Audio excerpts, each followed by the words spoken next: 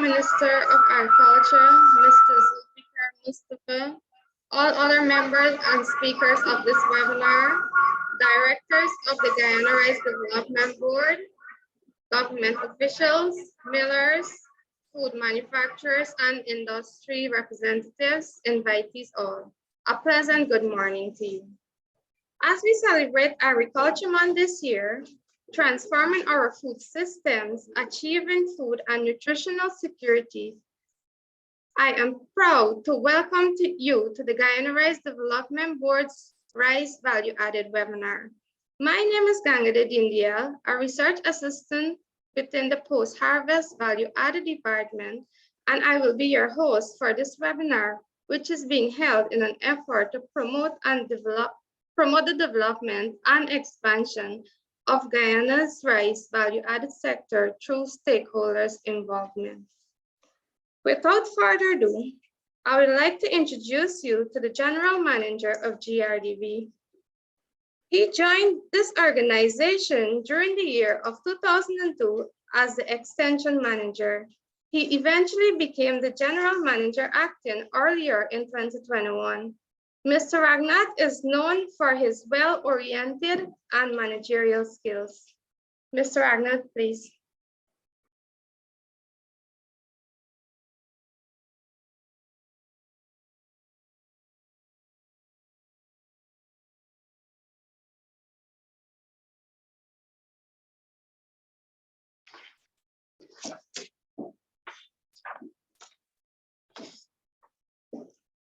A pleasant good morning to our viewers, wherever you are from.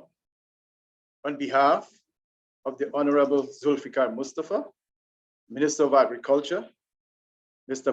Madanlal Ramraj, Director General, Ministry of Agriculture, and Chairman of the Guyana Rice Development Board, management and staff of the Guyana Rice Development Board, I extend to you a warm welcome to our value-added webinar titled Promoting the Development and Expansion of the Guyana's Rice Value-Added Sector Through Stakeholders' Involvement.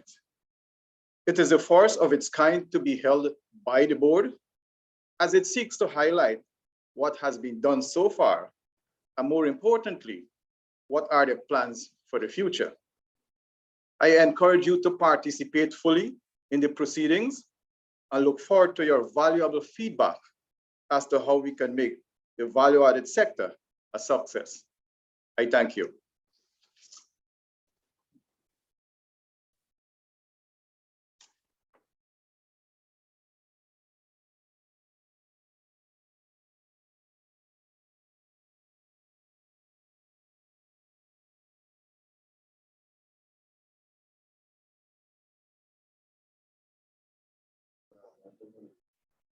Yeah.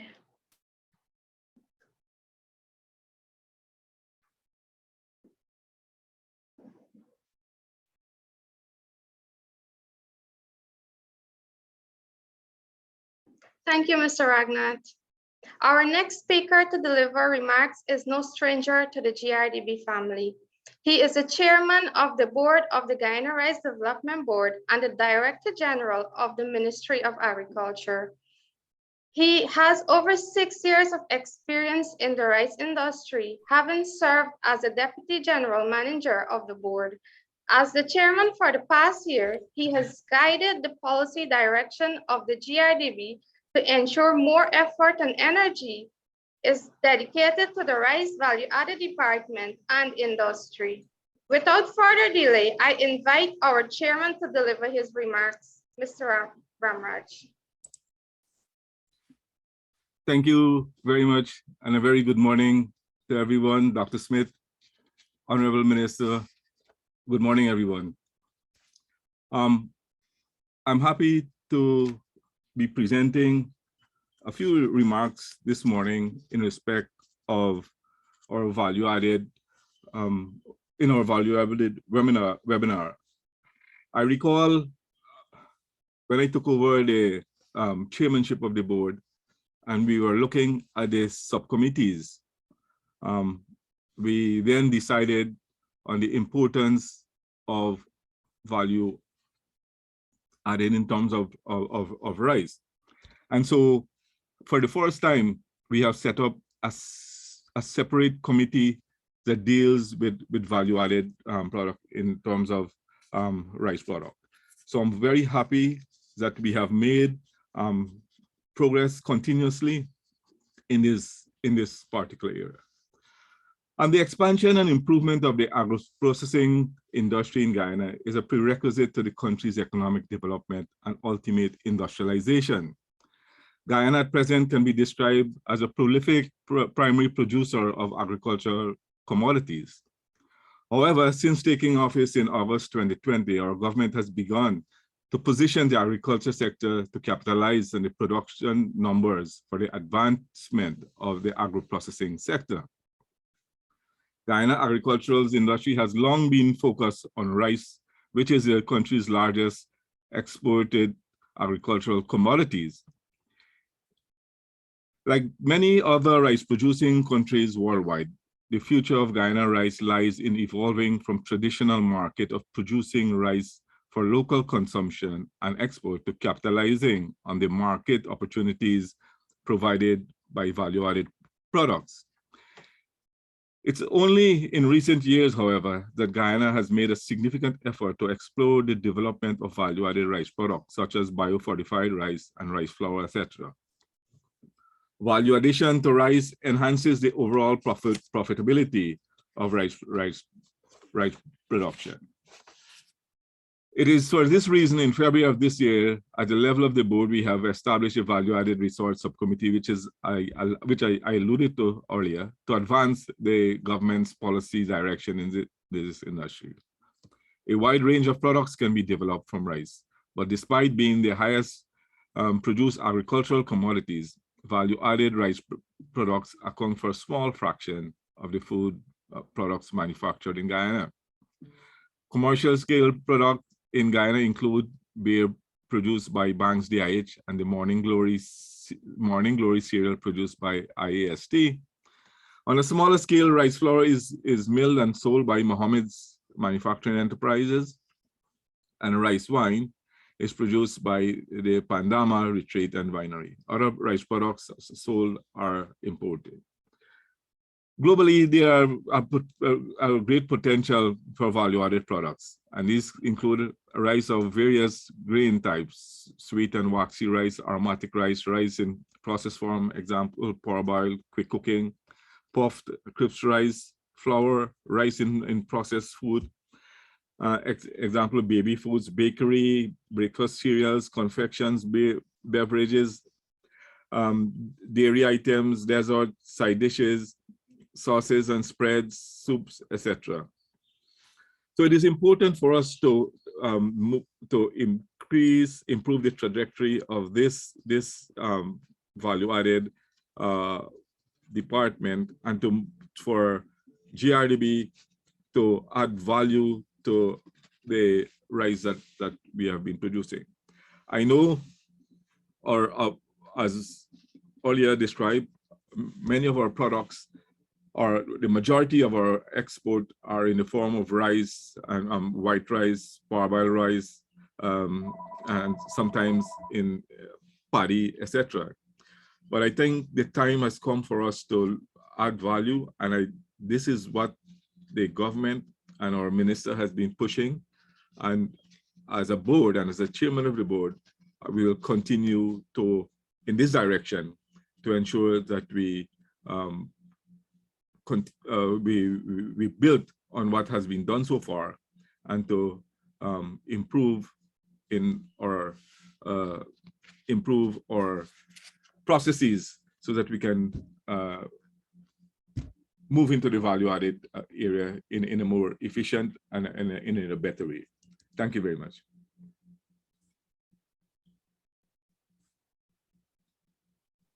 Thank you very much, Director General Mr. Ramraj, for your remarks. The Food and Agriculture Organization of the United Nations, FAO, is very well familiar by GRDB. We have collaborated with numerous projects, one of which was of recent a roadmap of value chain by diversification, where a value chain and market assessment of the value-added rice industry in Guyana was done during the year of 2020. The next speaker for today's webinar is FAO's representative of Guyana, Dr. Gillian Smith. Doctor? Thank you very much. I was going to do a PowerPoint presentation, but I think that I will probably do without it. Really and truly, first of all, thank you very much for having us. We do understand and recognize, as DG had just said, that rice is arguably the most important export crop for Guyana, and it accounts for up to 3.3% of your GDP, very important part of it. There are more than 6,000 rice farmers whose families, whose communities, input suppliers, distributors, millers, all depend on the growing of rice for a livelihood. So it is extremely important. We know that rice industries of the future, despite all of that, are going to move beyond the traditional commodity markets and are going to have to tap into growing market opportunities. These new market opportunities are really for value-added products, and they are being driven globally by a few things that I just wanted to mention. One of those things is shifting demographics and consumer trends. For example, urbanization. More people are living in urban areas rather than rural, and they depend on supermarkets and small markets for their food. Rice is an incredibly convenient type of food, long shelf life, easy to prepare. We also know that more and more people globally have increasing disposable incomes and busier lifestyles. There is also a burgeoning interest in health and wellness. So how do we tap into this new market, this growing, emerging opportunity? Well, processing, quality upgrading, development of new products and byproducts, my apologies, and also utilizing new market channels. There's one thing that we definitely have seen in COVID this year and last year, which is that supply chain disruptions were least impactful where there were short supply chains. And so markets closer to home are going to increasingly be more valuable. We, at FAO, we were happy to collaborate with the GRDB based on a request that we had to do a rice value chain analysis and also to look at, secondarily, upgrading your process of information database and information management. We were very happy to do that.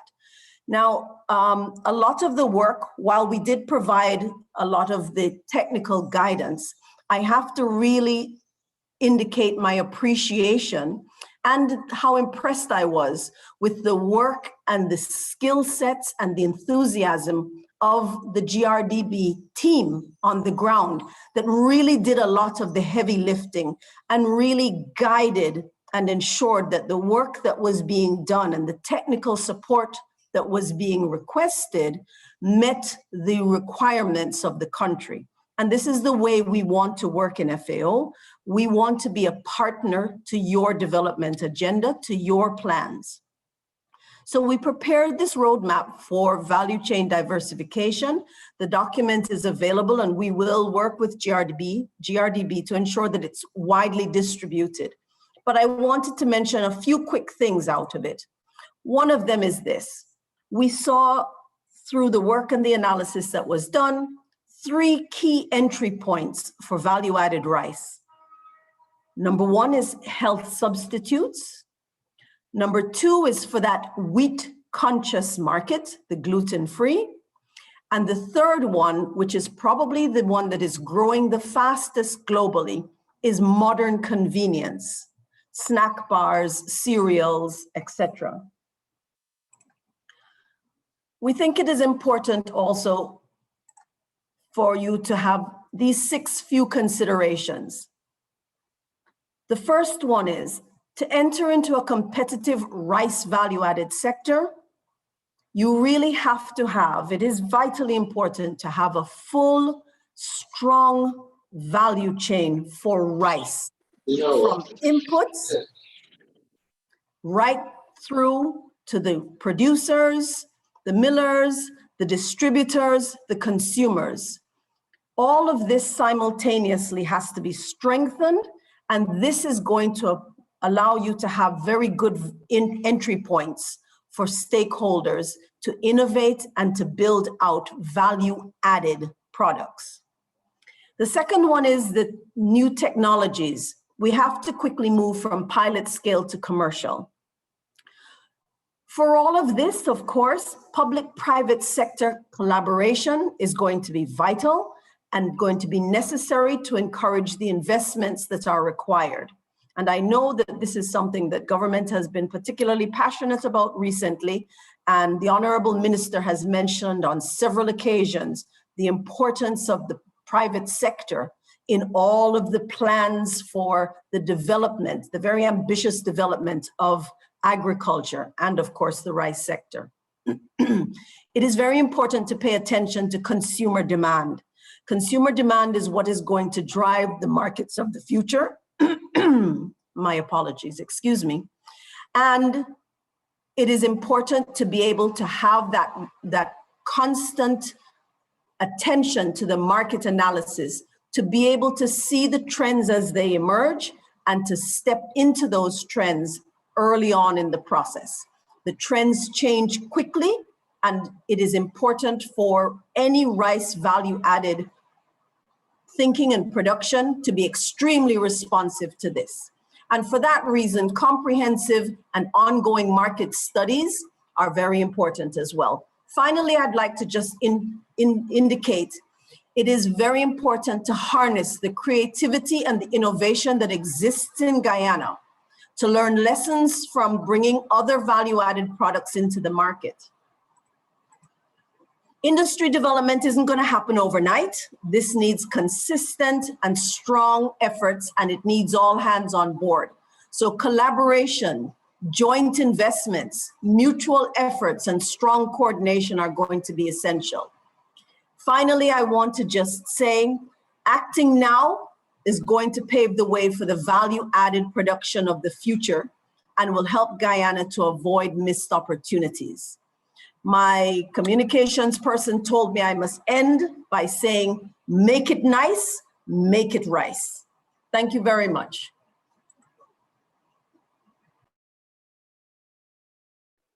Thank you very much, Dr. Smith. I like that. Make it nice, make it rice. We move on. Since becoming the Minister of Agriculture in August 2020, Minister Mustafa has led the agriculture sector to a more vibrant sector, not only in Guyana, but also in the Caribbean communities. With his leadership, we have seen renewed interest in agriculture in general and rice in specific. He has been being a driving force to ensure the conditions such as drainage and irrigation and farms to market access roads are there for our farmers to increase production, and has championed the increase in markets for rice. As we expand to rice value added, it is with his direction and guidance that we are here today. It is a privilege and honor for me to introduce our Honorable Minister of Agriculture to deliver the feature address. Thank you very much, Madam Moderator. Good morning, everyone. Let me take this opportunity and continue to wish each and everyone successful Agriculture Month. I think over the last 3 weeks, we have had a number of activities. And as we commence the last week of Agriculture Month 2021, I'm happy to join in this to the GRDB Rice Value Added webinar. The government of Guyana, with the support of our farmers and millers and other private sector partners, is making significant stride to advance the rice industry to the next level. We just heard from Dr. Smith, who had made some very, very valuable points on the way forward of the rice industry and what she's foresee to be the rice industry in another few years from now. The rice industry has been transformed from one that can move beyond the normal traditional commodities market to an industry that is capable of simultaneously tapping into the growing market opportunities by adding value through processing, quality upgrading, developing new products and byproducts. Our President, His Excellency Dr. Mohamed Irfan Ali, in his World Food Day message, outlined priority areas in the agriculture sector. Today, by participating in this webinar, we are committing to the delivering of at least two important areas, which are: one, expanding and diversifying food production, and two, intensifying our value added through agro-processing. Adding value to the rice products in Guyana will contribute to greater earnings from the rice sector, creation of jobs, improvement of livelihoods, contribution to the local agro-industry development, and an increase in the consumption of healthy products. The rice industry today is one of the largest in Guyana, and with production continuously increasing over the years, the rice industry will play a very critical and important role in bringing, first of all, wealth to our country, and more importantly, to provide food security not only for Guyana, but in the region. Today, Guyana is being looked at as the leader in agriculture in the Caribbean. We are today driving the agri-food system. We are today maneuvering on various problems that exist within the agriculture sector, especially the rice sector. We have seen the devastation that took place not a few months ago, where a number of areas were flooded out. As a result of that, this year, although we have had that extensive flooding, we have seen the resilience of our farmer.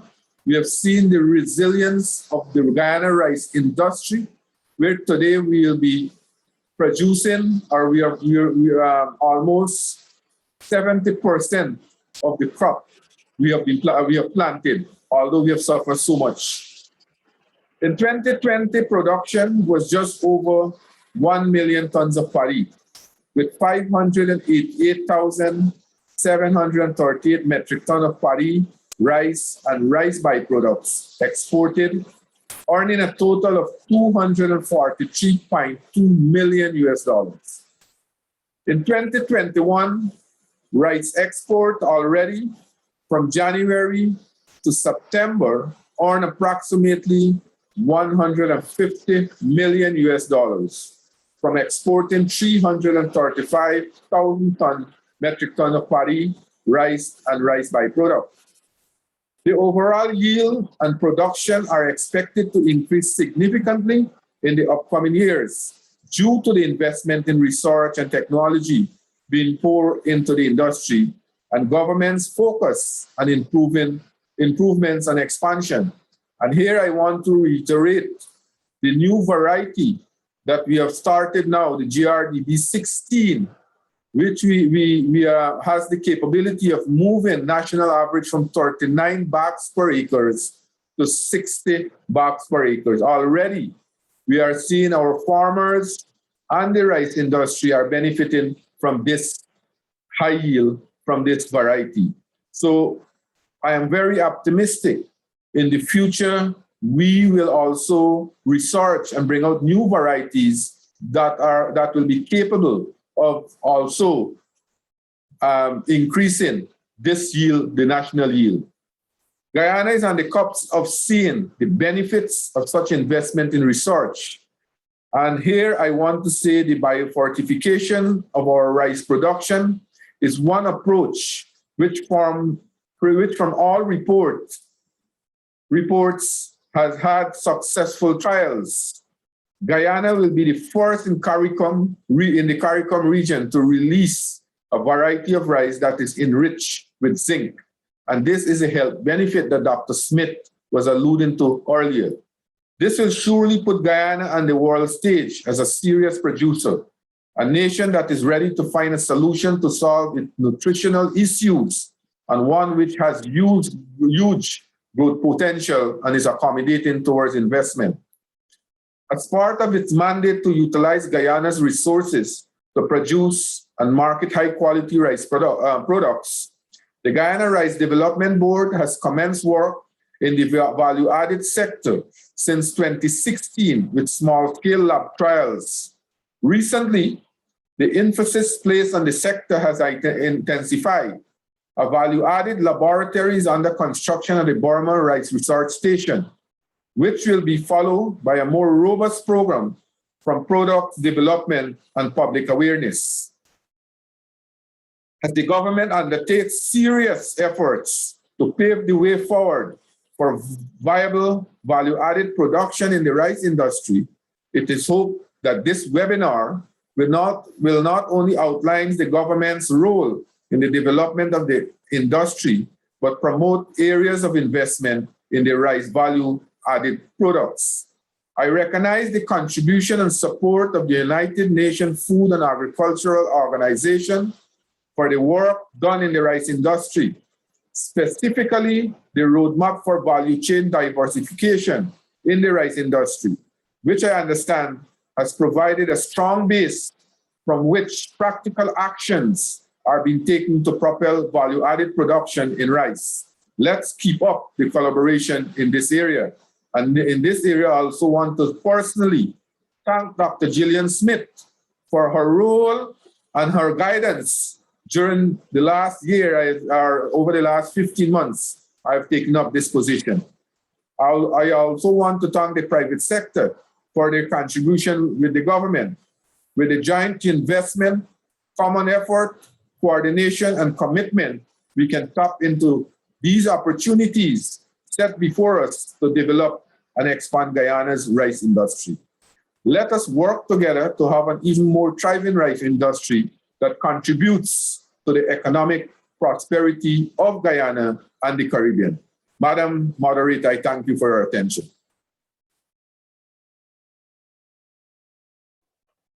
Thank you very much, Honorable Minister, for your feature address.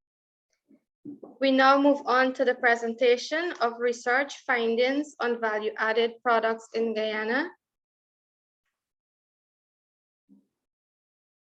But before we go into that, I'm kindly asking if you invitees all can turn on your camera so that we can have a picture of us all.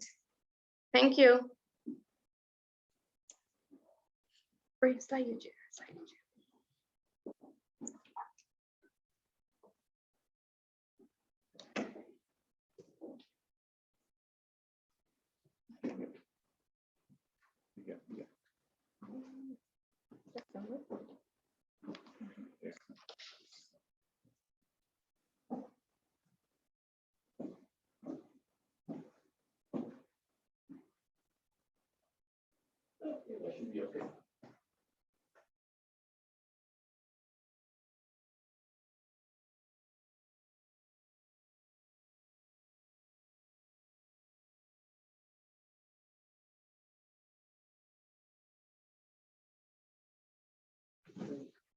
Thank you very much, invitees all.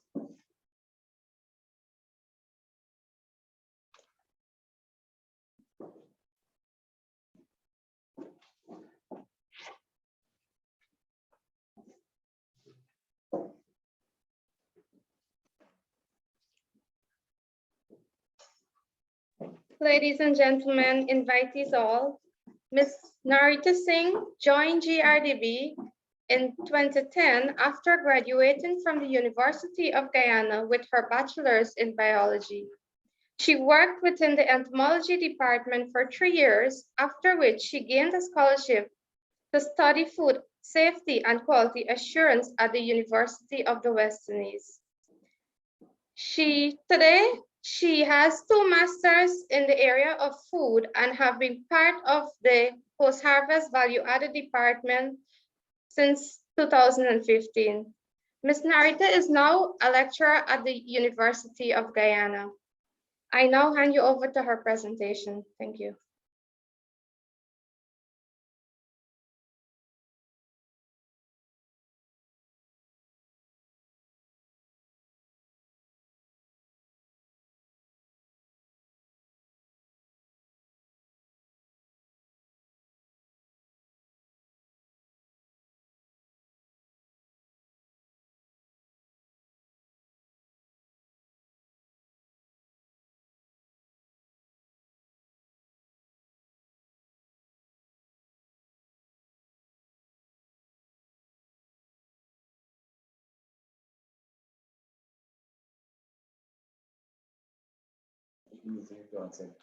Ms. Singh made a pre-recorded video, which will be played now, but she's available for questions after. Thank you.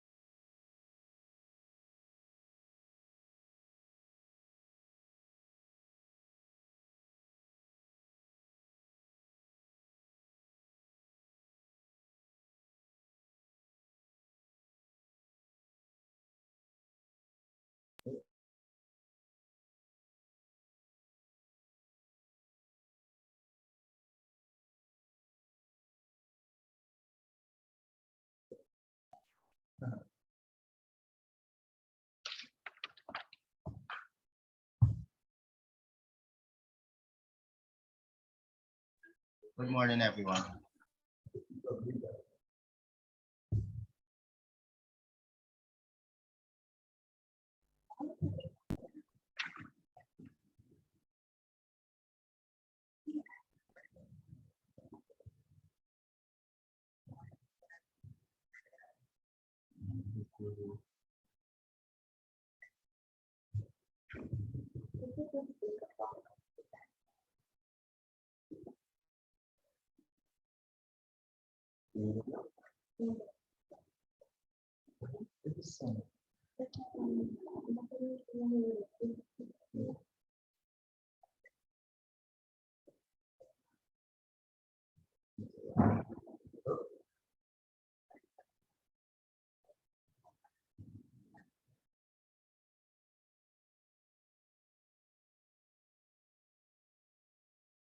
I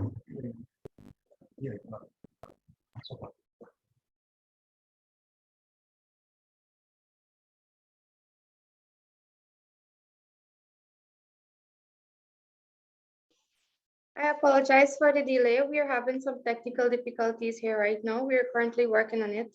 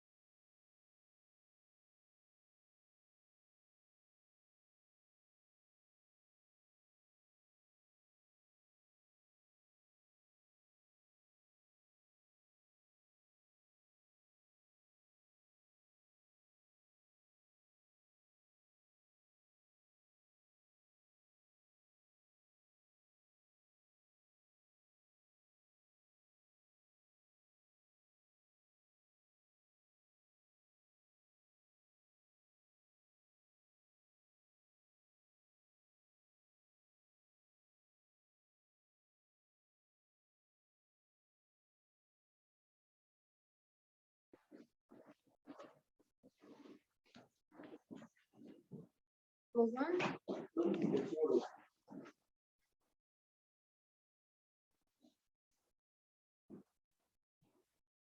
Wow.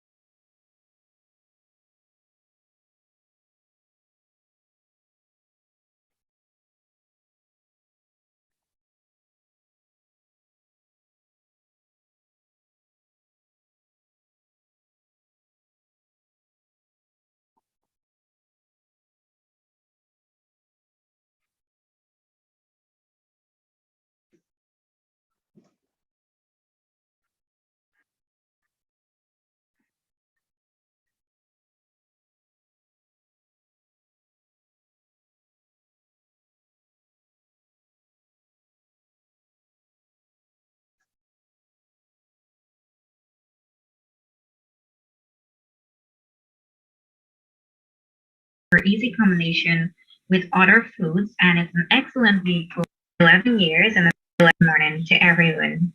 As you can see here, I'm from the University of Ghana, but up until August this year, I have been part of GRDB for 11 years and a member of the Value Added Post Harvest Department since its inception in 2016. And today I'll be presenting on research done by GRDB in the area of rice value added. So the department, as its name suggests, focuses on two broad areas, post-harvest and value added. Initially, it made sense to include the value added function to the department since it is a major part of the post-harvest chain. However, within the department, the post-harvest projects focus on the rice food chain after harvesting, while the value-added projects look to produce and promote rice and rice-based products.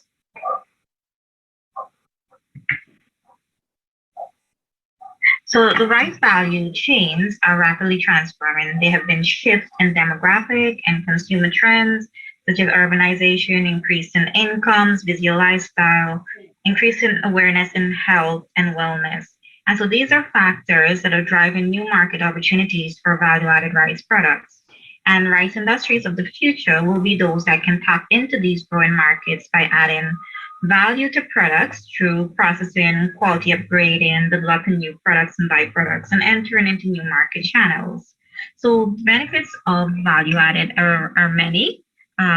We have some listed here. There's local product diversification, allows for import substitution, allows for the possibility of nutritional fortification, add value for farmers and millers, enhance marketability, allows for the conversion of byproducts into value-added processed products, create employment, and can be a source of income.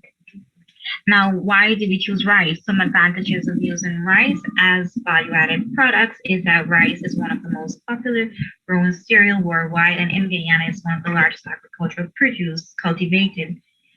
It is also an excellent source of carbohydrates, a very good source of thymine, riboflavin, and niacin, and it has a very unique taste, which allows it for easy combination with other foods, and it's an excellent vehicle for the fortification of micronutrients. Now, listed here are some of the food products and other products that are made from rice or has rice as a key ingredient. Now, GRDB has completed research on some of these products, those are that are highlighted, and are hoping to expand their list in the near future. So while looking at the list, it may seem like we have only just covered a small number of products, but keep in mind that this was done with very limited resource and over a very short period of time.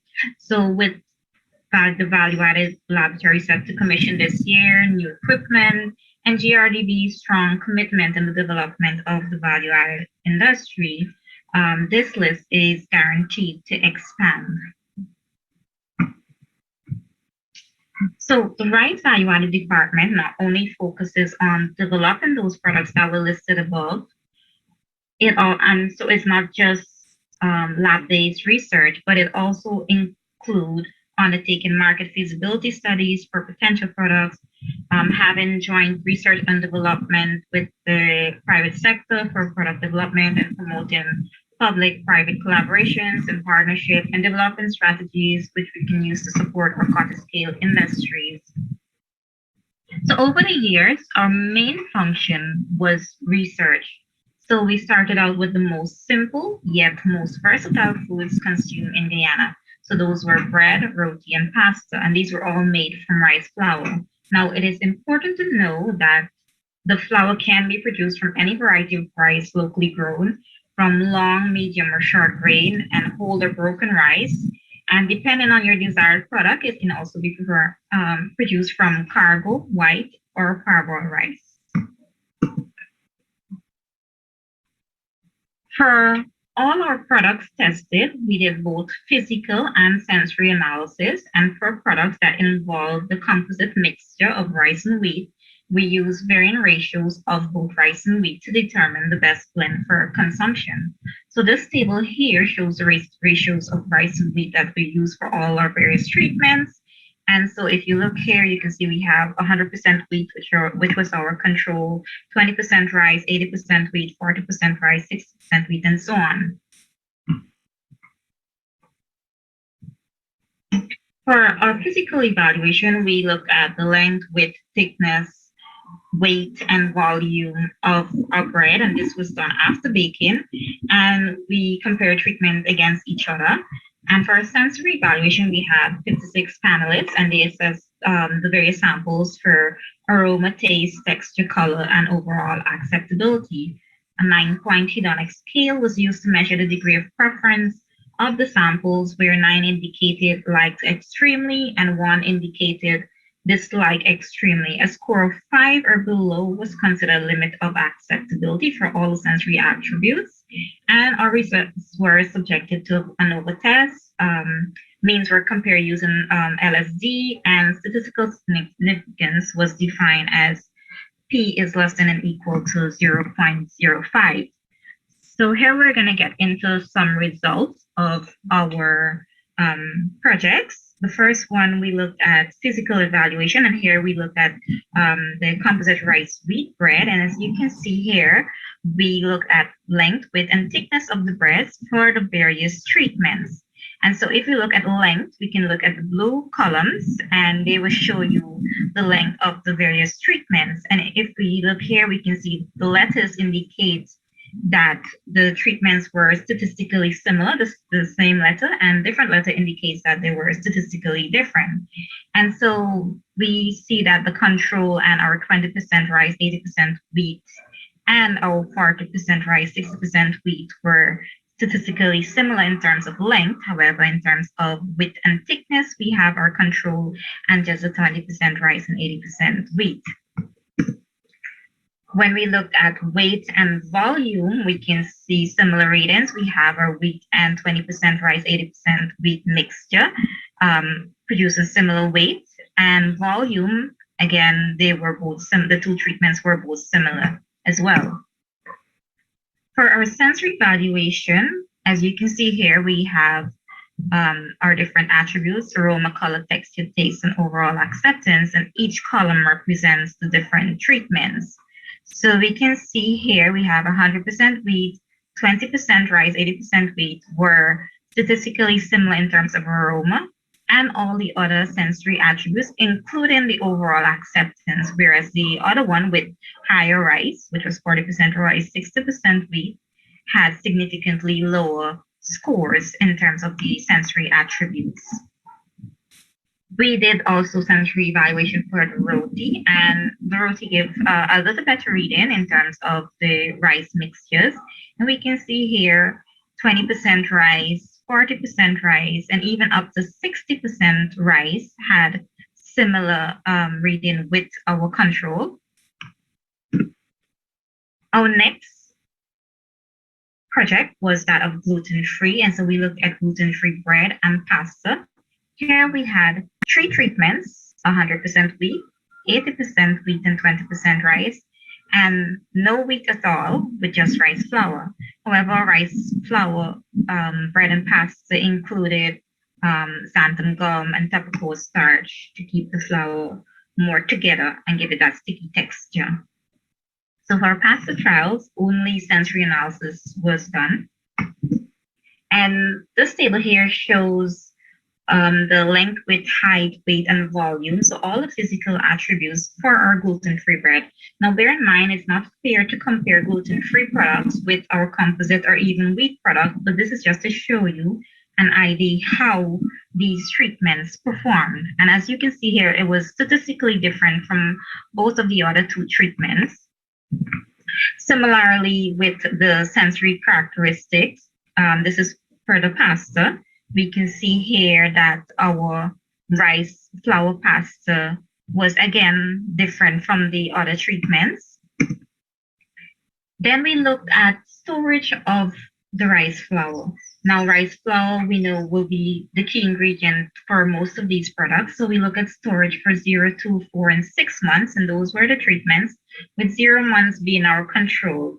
Now, these were placed into samples of bread and baked and have and were evaluated physically, and sensory analysis were also done. So this table here shows the thickness, weight, and volume of the bread that was flour from the bread that was stored at these different periods of time. So if we look at our p-value here, we can see that the p-value was always greater than 0.05. So there were no statistical difference, which is a good thing. And if we look at our sensory evaluation here, this was for the overall acceptance. Again, our p-value is greater than 0.05, meaning that there were no significant difference in our sensory attributes for rice flour that was stored at a different duration. And this was true for all attributes: color, texture, taste, and everything else. So we have some ongoing research. One of them is the perception of Guyanese consumers on rice-based food products, and this is done through an online survey and distribution of physical questionnaires. Our other project is a survey on the acceptance and view of the composite rice, wheat, flour food products, and these were the products that we developed through the research that I discussed earlier. And it is getting feedback from consumers who we present samples to, and then they will provide the feedback. So from our results, we can see that our trials were all successful, and there is a lot in GRDB's agenda for rice value added. However, please know that this cannot be done overnight and will take time and support from some key players. A successful rice value added industry will also depend on a number of factors, and some of these are examining our value chain, identifying and supporting our weakest area, adapting and moving new technologies from private to commercial scales, getting our private sector involved, and establishing public-private collaboration, and lastly, to increase the awareness of rice value-added products. And so this is the end of my presentation. I will take questions at the end of the entire webinar. Thank you very much.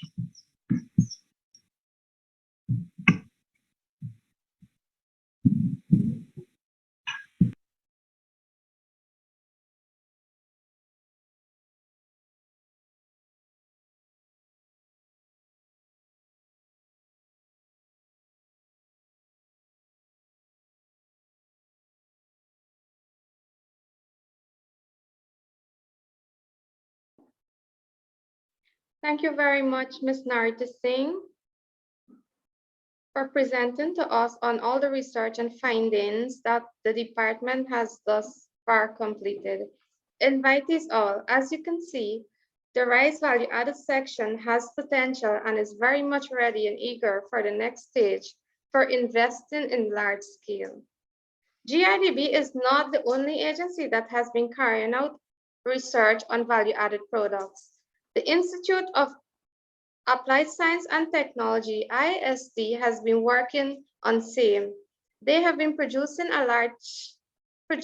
producing rice cereal known as Morning Glory on large scale. Mr. C. Prasad Manohar, the head of the Food and Feeds Division, IST, will not be able to make it this morning. So we will move on to our next speaker, which is SuperBricks, an international company that does all technology on value-added projects. Mr. Ricardo.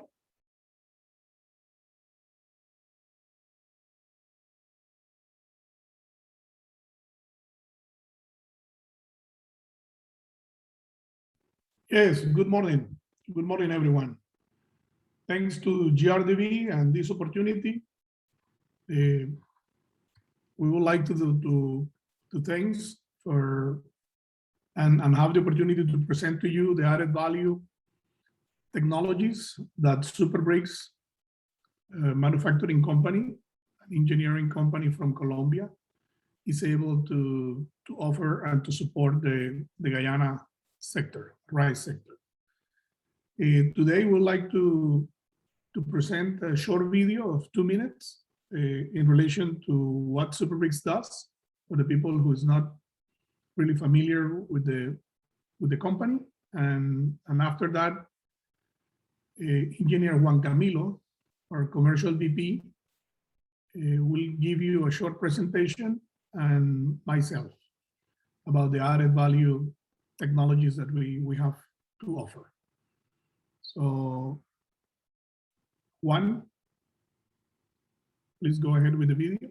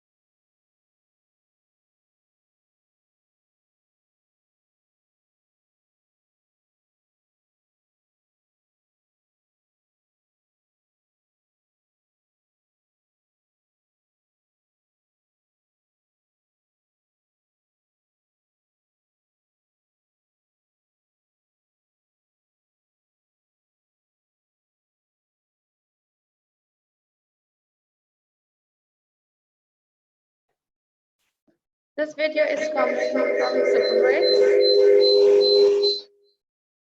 Mr. Ricardo, we are not hearing anything. We are only seeing.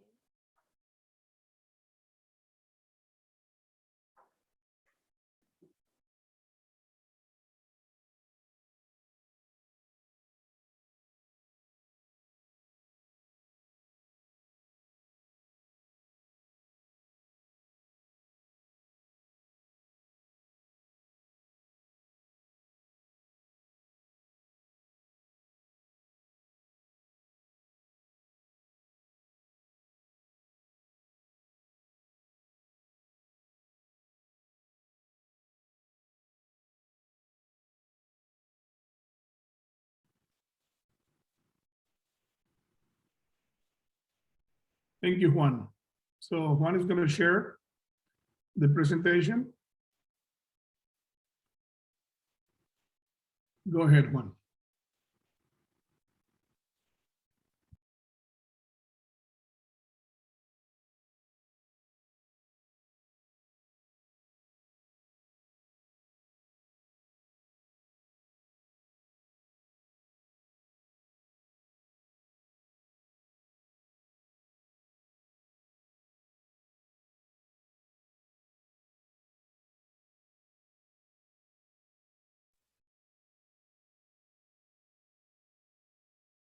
Can you hear me?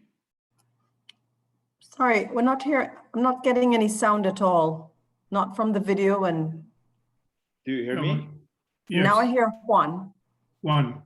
Okay. I can So hear you. good morning, everyone. I am Juan Gaviria from Superbricks from Colombia. I'm the one visiting your factories and your country for many, many years. I'm very glad to be here. So I'm going to share a presentation about the value added in rice industry and why counting with Superbricks as a rice partner to do that. Can you confirm, please, if you're seeing my screen and in the presentation? Yes, Now please. 9 horas. So, what is value added? We are not hearing you again. Oh, come on. You don't hear me? Yes, we're hearing now. Okay. Maybe it's a little sound coming back, but you're hearing me right now. Okay. So, what is value added? This is the definition of value added is the increase in value that business creates by undertaking the production process where the selling price is greater than the cost of making the product.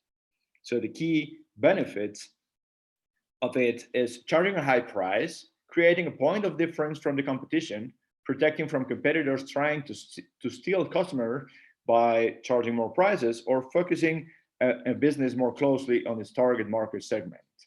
This is Jim Riley selling that. So then why? Why do we want to add value? Who will benefit? When you think about adding value, you surely think on earning more money from your business. And that's right. But adding value is much more. It should benefit both you as the producer and your client as the end user. Is the end user really happy with your if the end user is really happy with your product, he really buy again and again. I will recommend you, so you're going to sell more. Actually, you're going to add value to generate wealth, to generate wellness to you and your consumer, and of course to remain a company who is which is adding value to products, and a country and a chain that is adding value to product is remaining into the market in these very difficult years. But how do you, as a company involved in the rice market industry, how do you really add value to your product? There's mainly two ways. First, with the product you already have, you can add more value that you are adding right now. And second, making new products or new things for your market, or opening new markets for your existing or the new product. So let's go with the product you have.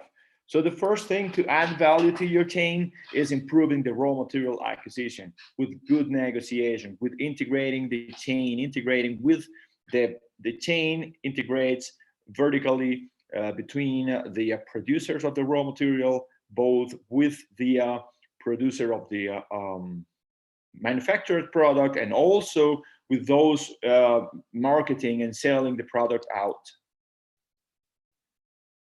So the first thing is optimizing the rice conditioning and storage process. This may not be a new thing, but if you think backwards, improving the way you manufacture your rice and you take care of your rice from the beginning will actually improve your income and will add value to your chain. The first process will be the cleaning the rice. Cleaning the rice is as much as is important as any other process, because if you clean properly your rice before going in other process, so the raw material is very, very good material for the next process, then you're not going to lose material or performance or quality or some things in your rice. So therefore, adding value to your chain. The second process you have, you could invest very much and invest not only money but time and knowledge, is the drying of the paddy. Drying paddy is very important because when you dry the paddy, you lower the respiration rate and you make the environment very hard for the molds and insects and so to develop. Therefore, not losing the quality of your rice. There are many ways to dry the paddy. This is the traditional, the picture you're seeing right now, the traditional flat drying, where the paddy lies there and a flow of air flows through the paddy, taking out the moisture. But nowadays is more efficient, and not only efficient, but improving the quality by the tower drying process. The tower drying process, you can do batching drying process if you have small amounts of rice or a diversity of varieties, you want to make recycle in one dryer. But if you have huge amount of rice or a large amount of rice, then you want to make a very, very economical process and very accurate one. So then you want to dry in tower dryer, but with tempering passes, so the rice will really dry, very soft, and taking advantage of the natural process of the migration of the humidity of the moisture from the center to the grain to the external part of the grain. You may say, hey, this is the same we're doing and we're not adding value there. Well, you are adding value when you take care, really care of your grain doing the same thing, same passes that you're doing, but optimizing those passes. So you will not lose material, and then you are going to improve the quality of the material you have there. So this is the first thing to do when you improve, and so to add value to your process. This is another picture for another process, another factory with another system for batch drying, but with several passes in the same tower dryer. This is an innovative, very, very new process with first in, first out. Also, you can combine the drying in tower dryers, very efficient tower dryers, with stationary drying that can also be manufactured as you see in the image in the right part of the image with steel instead of stones and bricks and so on. Okay, and then when you have a very wet patty, or you are involved in a process that has a lot of water, like parboiling, you would like to dry the patty with a fluidized bed dryer like this one in the picture, where you put a huge amount of air, hotter, I mean warmer than the one you put in the tower dryers, but for a few seconds. So each of the grains are going to be dry the same moisture in a level of 19 or 20 or something like that, then to go to the further process. But of course, to dry properly, you have to condition your air. I mean, the air you're going to use for drying is not the ambient air, because the ambient air normally doesn't have the capacity to dry, to take out the moisture from the product. So you have to condition it, increasing the temperature of the rice, and to do that properly and evenly, which is the most important thing, you would like to use the proper furnace. Furnaces like this one, using renewable energy as a cyclonic furnaces, making not only the great air and the proper air for drying, but also using the husk as the fuel. The husk you produce in your process, in your rice milling process. So why wasting it when this is the right fuel to use it for the drying process? This is one picture of one of the many furnaces. Actually, some of them are installed right now in Guyana. And this is another reference of a drying in steps with the cyclonic furnace. You see how clean this is. It's open top, open area. You don't have to close it. And no, I mean, everything is galvanized, so you don't have to do it, even in very, very hard climates. And then when you have your grain very clean, very evenly dried, then you have to store it. Otherwise, you lose what you did, and you have to store it in the proper way, because you have a lot of risks when your patty is well dried and even dried. So, we are exposed to stealing, we're exposed to fire, we're exposed to water from the ambient, we're exposed to rats, to molds, to insects, to anything. So it's like your money. When you have your money, you don't put your money in a cardboard box in front of the door of your house. You put it in a bank, or you put it in a safe, in a safe place where your money is well contained and is safe. So it's the same thing with your rice. Your rice is the most valuable thing that you have, so you have to keep it safe. Nowadays, you have, of course, the silos, and of course, not only the silo as a building, but also the eyes inside the silo, which are the systems to predict or to know what is happening with your rice inside. So in terms of moisture, of CO2, I mean, the respiration of the rice, or the respiration of whatever is inside the rice, producing CO2, like molds, rats, or insects, whatever it is. So this is a very, very, very important thing to add value to your product, which means not lose value from your product. So this is some pictures Some of them you may know because they're in your vicinity of silo batteries and complete plants.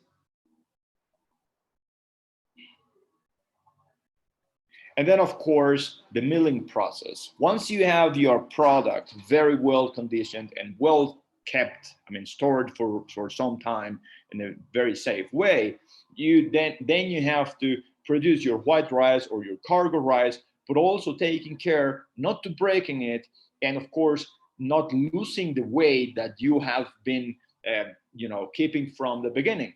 So if your product is the white rice, you gotta have white rice. So that means less brokens, less brown, less impurities inside, less red grains,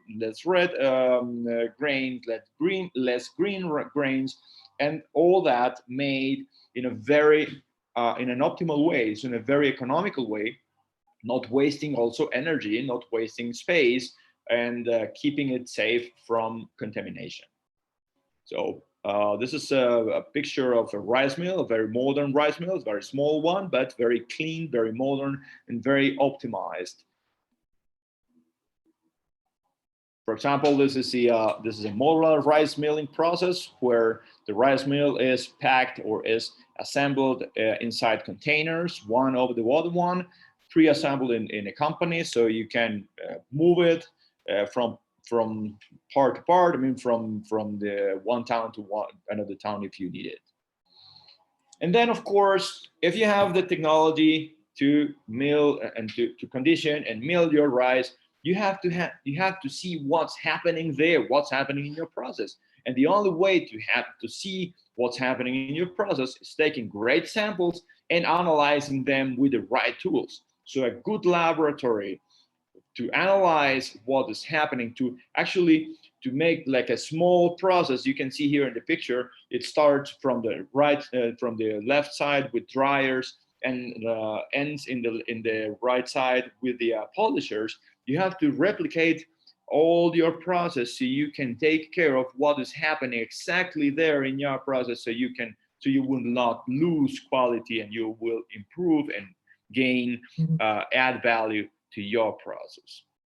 But of course, if you have all the technology and everything is new, everything is optimized and everything, and you don't know how to use it, then you will waste some value. So technology and technical training is very, very, very important. Training you and training your people in the tech, not only how to deal with the machines, but in the process, what is happening to the process, what variables can you use to improve what you are doing. So the training must be continuous, not only the first time that the employee or you or whoever comes into the company, but the training must be continuous to be ahead of what is happening. Of course, when you understand what you're doing and what the advantage of your product is and what the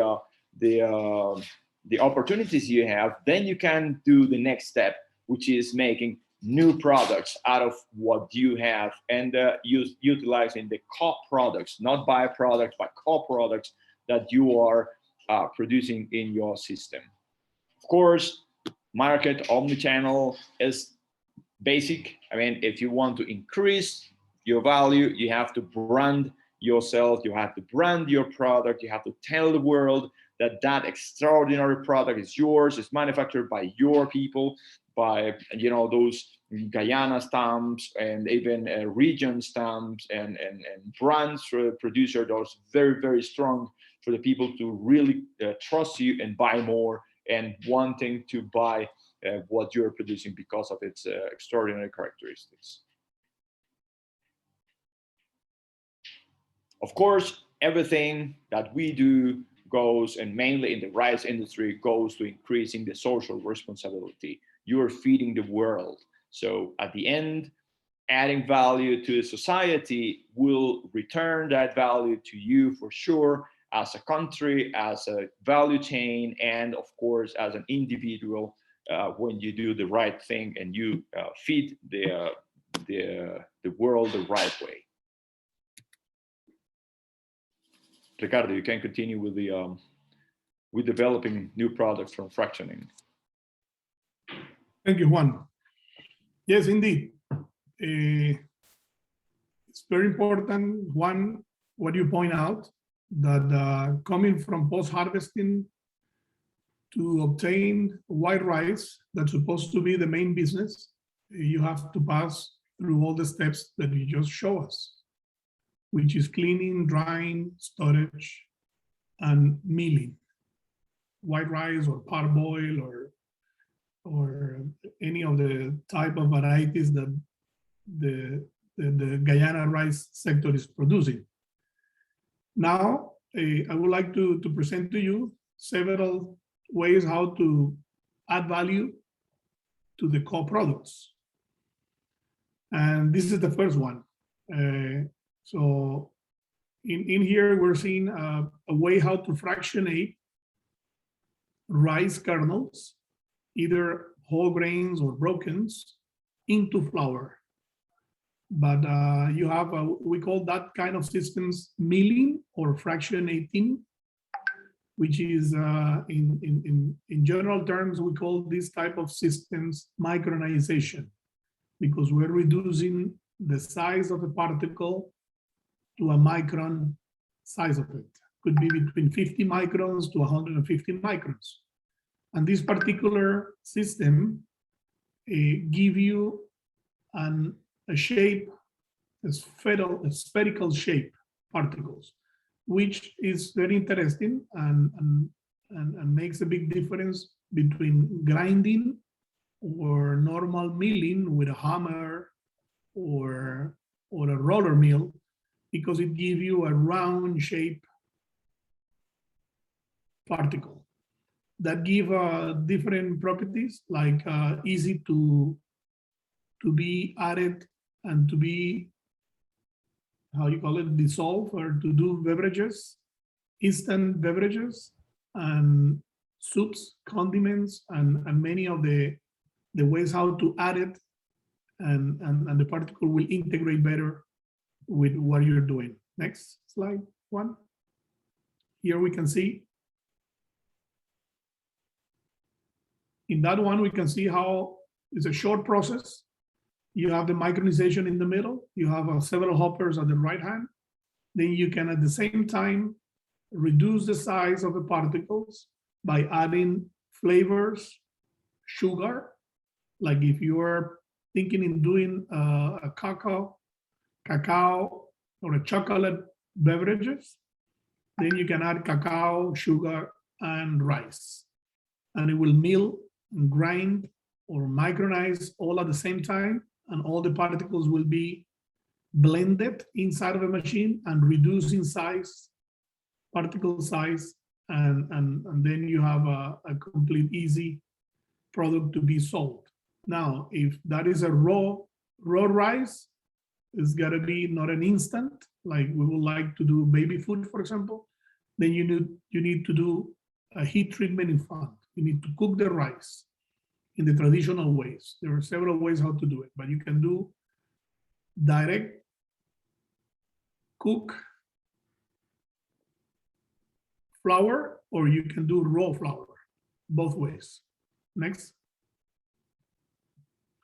The following picture, we can see how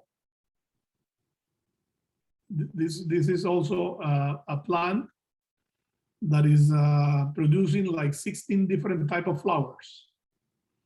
Flours for all different, what we have seen during the morning, different uses in the industry to be added. So you can have in the same system, like 2 or 3 different type of fractionation processes or milling processes, including micronization. Next slide. This picture is showing very interesting a colored rice. In the left hand, we can see rice made out of corn flour. So by reducing, this is the way how you can make people to love corn, to eat rice or to eat corn in the shape of rice. The one in the middle is very shine rice. The one in the center, black or dark, is from potato flour, and the right hand is parboiled rice. All four different pictures are fortified and reformed rice by extrusion. And this is the next slide. This is the classical flow diagram. In the right hand, maybe you can point out one there. You do a reduction of, I mean, we're in this flow, we're considering that at the left hand of the left hand, there is entering already flour, rice, mixed, blended, or and then you can add also vitamins and minerals on the top of it, yes. And then on the flow, you can see the extruder itself. So by extrusion, you add steam, you cook the rice, and you are forming the kernels back again from flour to grains. That process is called semi rice. So when the industry points to fortificate rice or fortification of rice, the best way to do it is by adding semi rice, kernels that are extruded, reformed from flour, vitamins, back into normal kernels. And of course, coming out of the extruder, then you have to do a drying process and a cooling process before packing. So the rest of the system, next slide, you can see extruded rice to the left hand, which looks exactly as the rice you would like to make, like pasta, short pastas. You can do long grains, short grains, different color grains. And the picture in the middle is the extruder itself.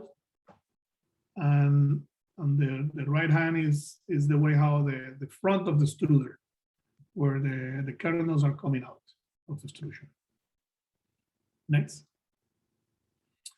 Then that's what you can do from rice flour all the way to extrusion and fortification. The next slides are going to show the way different biomasses, dry biomasses, and of course, rice husk is one of the perfect biomasses that the industry is using these days, nowadays, to produce energy, electricity, and heat and cold, depending on what you need. So here on the left hand, you can see all different type of renewable energies. Solar is the yellow one, and those are the amount of hours per year, 1,500, that you can have solar, which is about 6 hours a day. Then you have the blue one is wind, it's 2,000 hours, is where if they choose the right spot to place a windmill. And then we have fossil fuels, which is oil, diesel, petroleum. And then you have what we call biomass energy. We call it TO power, TO force, and 8,000 hours. So you can use the system all year around, considering the year has 8,500 plus hours. So when you compare renewable energies, the green one, which is in your hands, you have the rice husk in your mills, you can produce your own energy at the same efficiency of fossil fuels. And the return of investment, because you have the fuel, solid fuel inside of your facility, is 2.5 years. Those hours on the return of investment per year is 5, of course, in wind or solar, and then biomass. And in the right hand, we can just show the reduction of volume, which is something that is also critical to move the husk around. But 1 ton of husk, after a couple of hours producing energy and heat, is reduced to 200 kilos ashes, residues. So the volume also reduced. Go ahead. This is a typical diagram where you can see us burning rice husk in the left hand with a biomass furnace. You can all produce heat, and by your ORC system, which is organic Rankine cycle, Could be steam, or could be one of the special liquids that are used on the conditioning to power the turbine or to power a motor.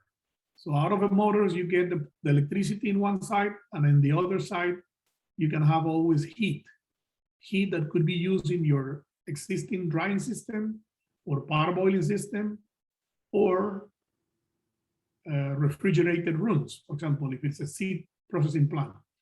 So having heat, go ahead. That's the way is a TO4, is one of the units that we're promoting. You can produce 200 kilowatts electricity per hour, up to 1 mega, 1.5 megawatts. So what we may say here is that by burning husk, burning biomass, you are self-sufficient with the technology today to run your facility using your own fuel, solid fuel. Go ahead. Next way, how to use the rice husk is by gasifying. So already the technology is there, the process is different. Basically, you gasify, instead of burning, you gasifying the solid fuel. And with those gases, which they're called syngas, then you go and burn those gases into a generator, specially done for syngas, and electricity is coming out of it process. This is the way it looks, a big gasifier. In the left hand, you can see a small guy there, so you can see about the scale of it. And in the right hand is when you use wood. So rice husk, it's more volume, so it's more in the left hand one. And if you are combining rice husk with wood, if that is the case, then it's a shorter, smaller gasifier. Go ahead. And those are the special generators, electricity generators that burns the syngas. They are containerized these days, so you can move them and you can place them exactly side by side with your facility. Go ahead. And those are all type of incentives. Of course, we need government aligned with promoting the use of biomass and renewable energy, so we can have tax incentive. In this case, of course, by doing this, environmental responsibility, because you're giving a right use to the husk and producing energy. Green energy brand positioning, this is in the terms of marketing. It gives you a competitiveness in the CARICOM market, energy efficiency, and social responsibility, I may say. Go ahead. By storing the husk and moving the husk or the biomass around, in this case, you have husk compactors. They can be done in bales. You can use plastic bales or polyethylene bales, like the one showing in the right hand, or the next one. Next slide.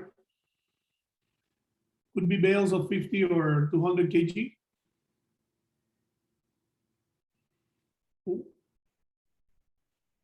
The 200 kg bales looks like that one, and the 50 kgs looks more like to the left hand. Many countries are just moving bales around and is giving the opportunity to other industries, other grain industries like corn or soya, to use rice husk as fuel. So drying of other grains could be also with the same biomass, which as I may say, rice husk is the perfect biomass because it's dry, it's clean, it's all the same size. So all these kind of technologies works perfect by using rice husk. Next one. Coming out of, depends on if it is gasifiers or you're gasifying, you will obtain biochar, which is a direct way how to use it back into the fields is organic fertilizer, or in the right hand, you have black ashes coming from normal burning of a furnace, and is high content, high silica content, and it's being used for tires, being used for glass industry, iron industry. It has more than 100 uses, those black ashes or white ashes coming from rice husk. Go ahead, Juan. Another way how to add value in the industry to the co-products is by using brokens, by using the rice bran and the straws. And I may say also rice husk is one of the ways how to implement and use it here. Technology is available to produce pellets and to have a complete plants fully automated. Next one. Here, for example, is a good example where they are blending rice bran with rice husk. It's a short plant, small plant, and they're producing shrimps feed directly from the blending of 50-50. Of course, is a raw material to pelletize and to make, or either by pelleting or by extrusion, these shrimp feed. Go ahead. We cannot talk about adding value to the whole chain of a rice sector starts by having seed processing plants. You need to have a certified paddy seeds.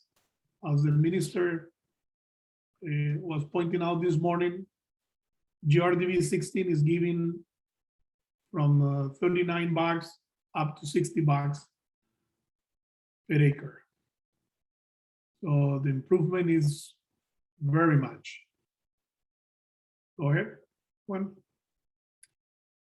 So there are already this kind of process in Guyana, and there is a pipeline to set up more seed plants in the coming years.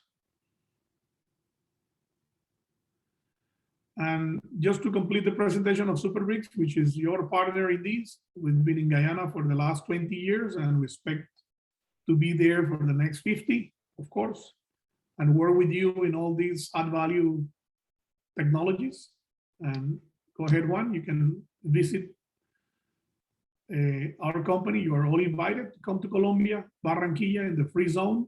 This is the main factory. This is the way it looks like, where we assemble all the machines and the technologies, and we work with you on tailor-made designing the processes that you may need. And this is an invitation to link in our webpage.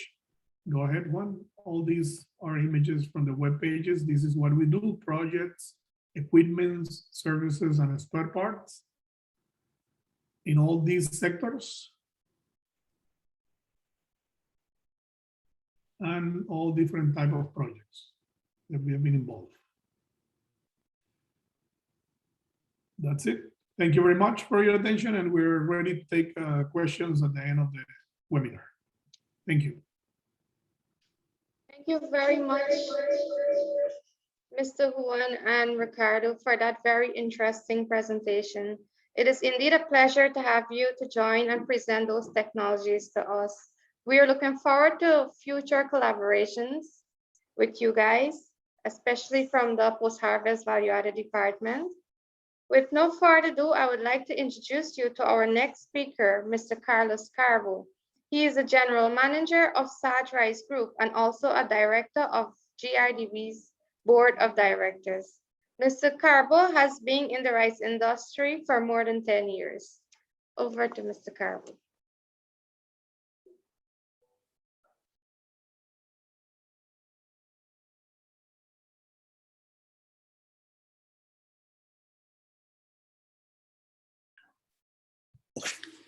Good morning to all.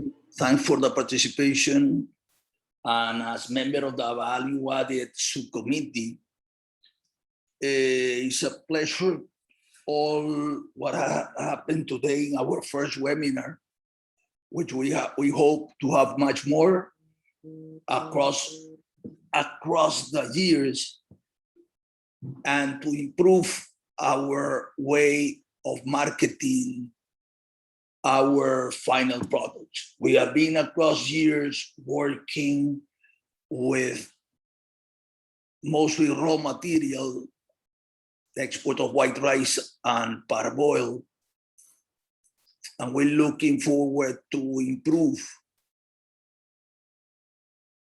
and trying to export more and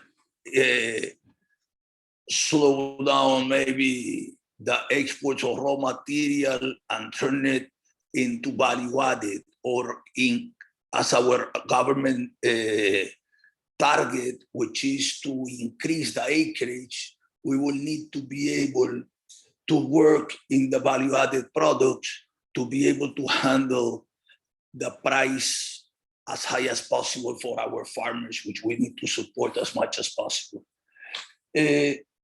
We, in our need to move from big exporters of commodity to a big exporter of a value-added products, we need the collaboration of all the different sectors of the country and investments to be done in the near future.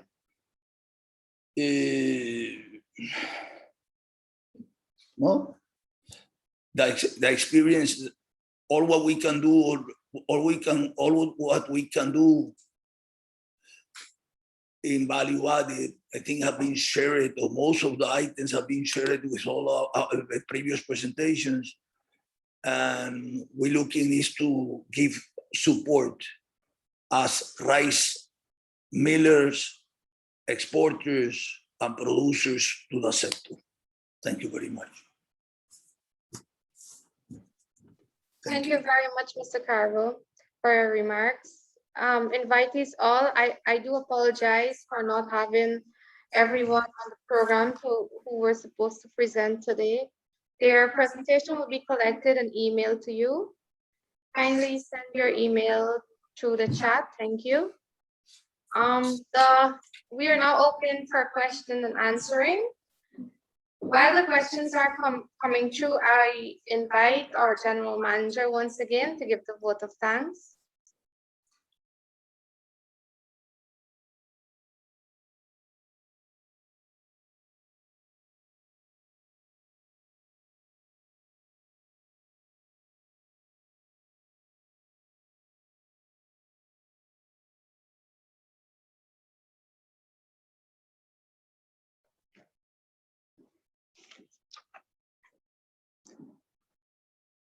Thank you, moderator, for doing such an excellent job today.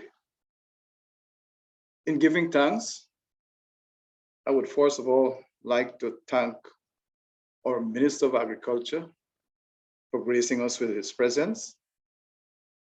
I know he will be paying close attention to what is happening in the value-added department. I would also like to thank Mr. Ramraj, our chairman, and Dr. Gillian Smith of the FAO, who has always been a close friend of the GRDB. Thank you, Dr. Smith, for your kind compliments. Super Bricks, who would have made a wonderful presentation, giving so much details as to what or how or the various type of value-added products and how they can be made or processed. Thank you, Super Bricks. And all the other presenters who would have made their presentation today. Your presentations were well received and will be taken into consideration as we move forward with the work of the department. Finally, I would like to thank the members of the Value Added Subcommittee and the staff of the department who would have worked overtime to make this webinar possible. I thank you once again.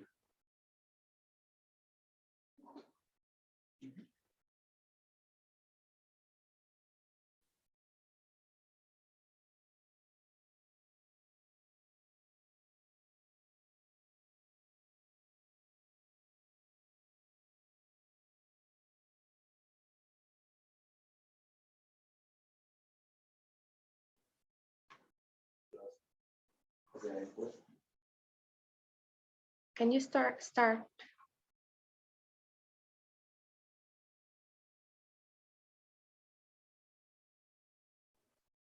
Thank you very much, GM, for your vote of thanks. We are still awaiting questions from the audience.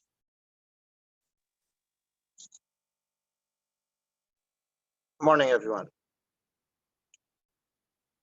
Hello, morning.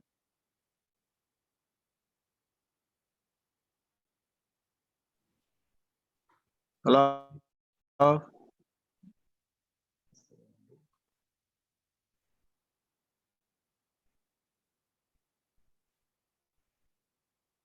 Hello, morning. Yes, Can morning. you Go hear? ahead, go ahead. We're hearing you. Yeah.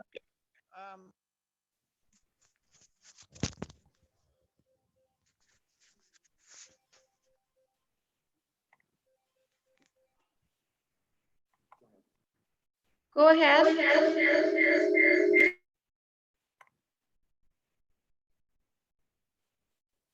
Please go ahead with your question.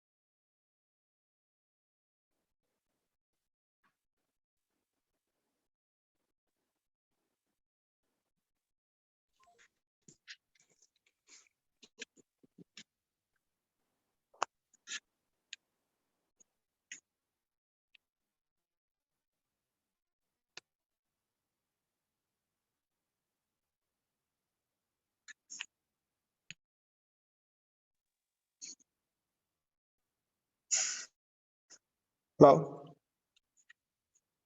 Still can't get onto this.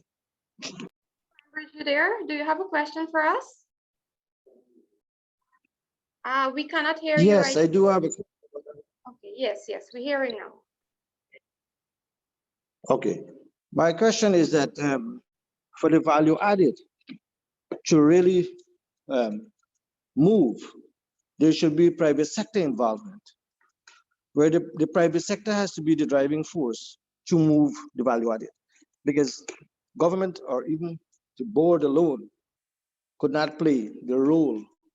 They can only do the research and to show how good it can work, or the value added can be made and how good it can be adapted to the market and conditions. But it is the driving force behind it would have to be the private sector to take it and move with it, and to create businesses and create employment and to move to the value added chain to be to kick off at a good pace. So I think the private sector, I want to know if the Private Sector Commission of Guyana was invited to this webinar. You hear me? Hello? Yes, Mr. Ramraj. Sorry, Mr. Ramraj. I totally agree with you. As I mentioned earlier, this webinar was held in an effort to promote the development and expansion of Guyana's rice and value-added sector through stakeholders' involvement. Yes, they were invited. Thank you. Because you know, I am a member of the private sector, and I did not see no invitation coming from the private sector. So that's a little caution. But was the private sector invited to this webinar? I do apologize for that.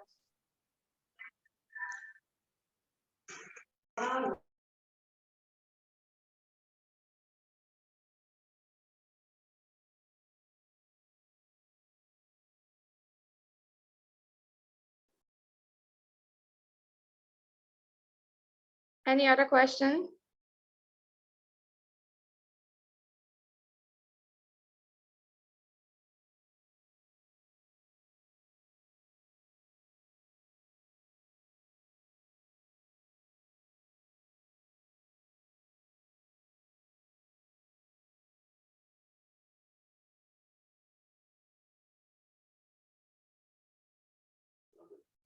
Invitees all, just a gentle reminder to send your email addresses in the chat so that we can send the content via email. Thank you.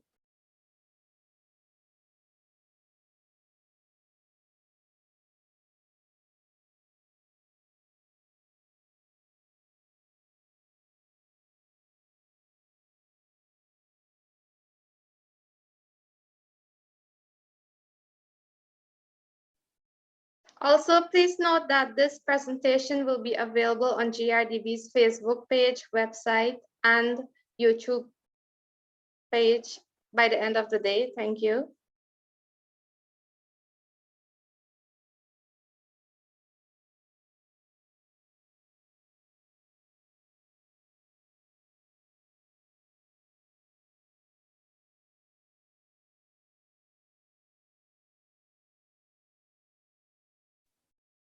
Thank you very much for tuning in. If there are no further questions, I bring this webinar to an end and encourage you all to make it nice and make it rise.